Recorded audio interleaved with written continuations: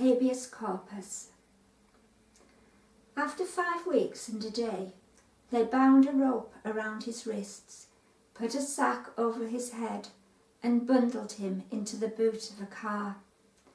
His body shook and sweated and loosened in all the wrong places, yet he was determined to hold on to his mind right to the end.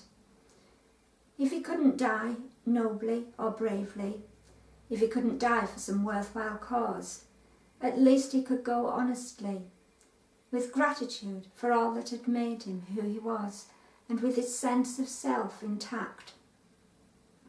Sacks of grain lay alongside him in the boot.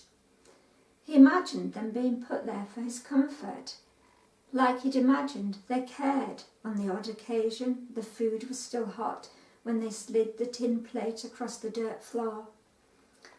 The sacks stopped him from rolling over too far, but they didn't prevent his body bouncing against the lid of the boot as the car bumped along the track. There were no tarred roads in these parts.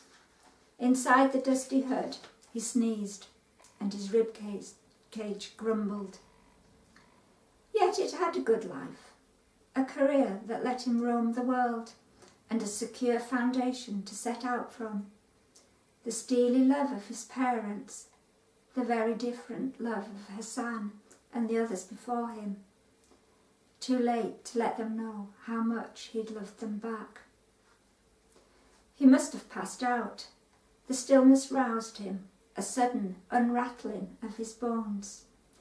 The ache in his head, in his back, announced he was not yet dead.